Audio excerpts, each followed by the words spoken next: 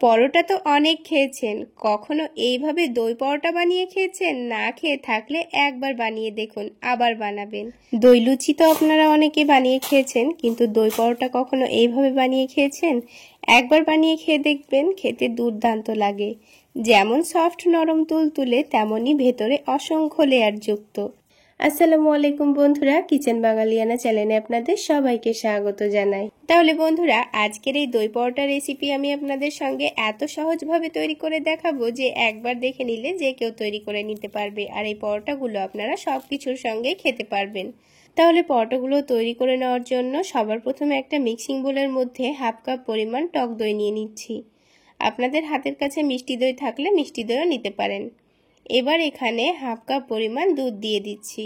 তো আমি এখানে দুধ দিয়ে দিচ্ছি, আপনারা চাইলে দুধের পরিবর্তে পানিও দিতে পারেন।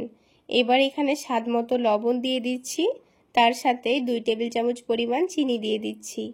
চিনির পরিমাণটা আমি একটু বেশি দিয়েছি, কারণ টক দই দিয়েছি। যদি মিষ্টি দই হয় তাহলে চিনি না দিলেও চলবে। তারপরে দিয়ে দিচ্ছি হাফ টেবিল চামচ পরিমাণ বেকিং পাউডার, আর তার সাথে দিয়ে দিচ্ছি সামান্য পরিমাণ বেকিং সোডা, হাফ চামচের থেকেও কম, আর 2 টেবিল চামচ পরিমাণ সয়াবিন তেল দিয়ে দিচ্ছি।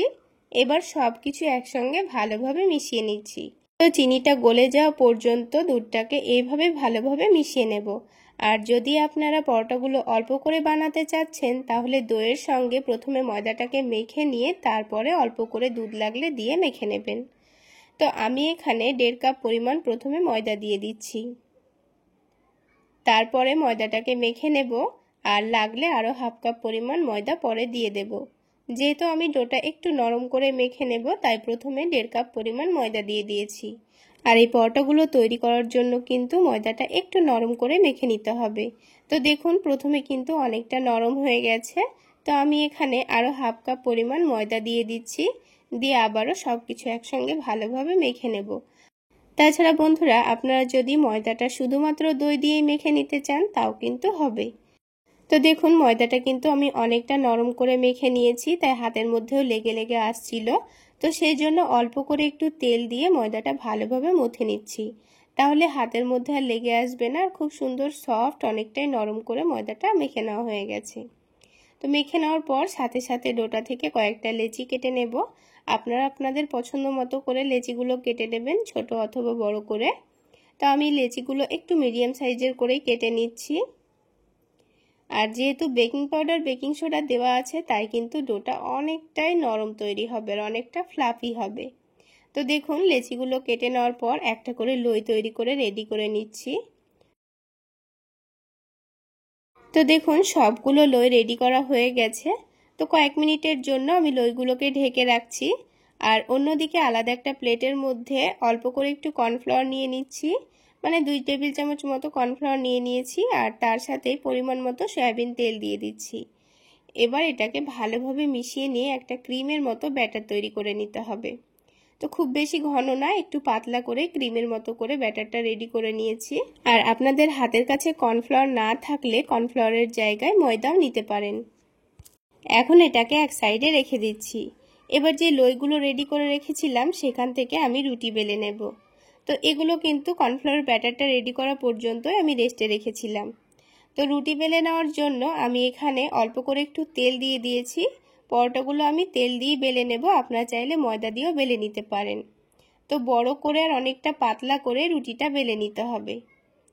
তো দেখুন, আমি যতটা সম্ভব বড় করে আর অনেকটা পাতলা করে রুটিটাকে বেলে নিয়েছি।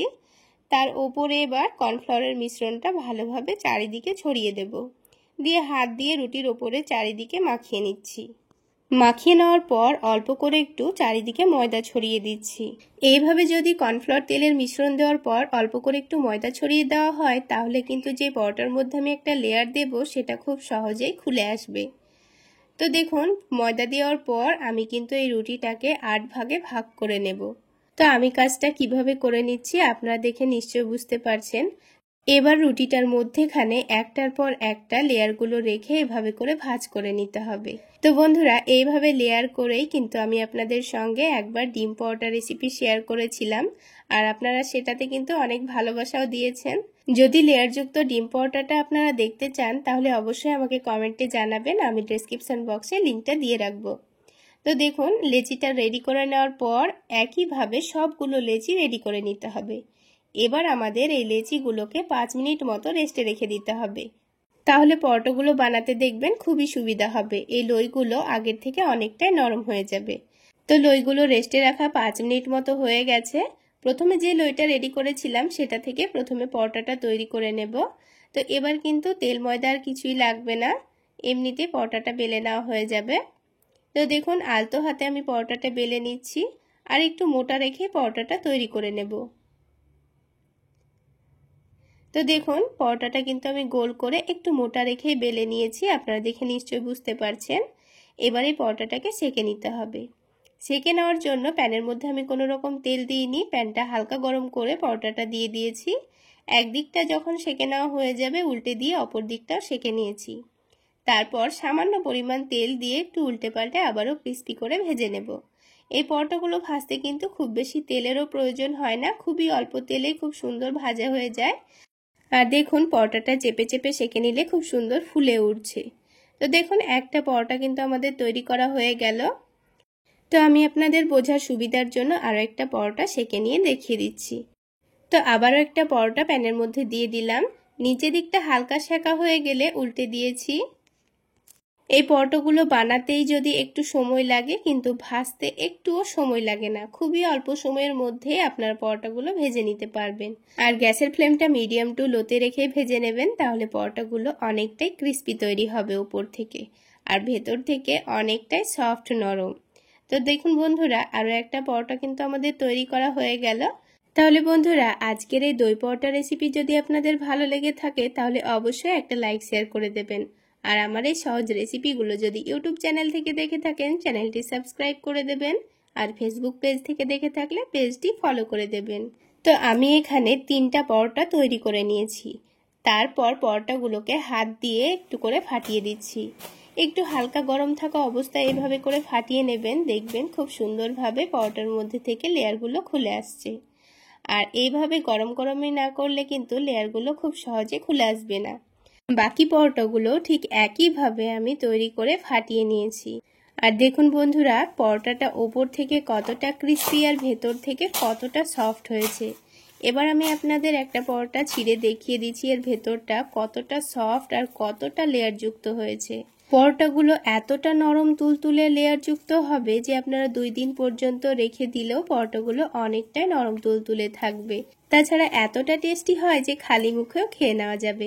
তাহলে বন্ধুরা আজকে এই পর্যন্তই। সকলে অনেক বেশি ভালো থাকবেন, সুস্থ থাকবেন। দেখা হচ্ছে আরও একটি নতুন রেসিপি নিয়ে নেক্সট এপিসোডে।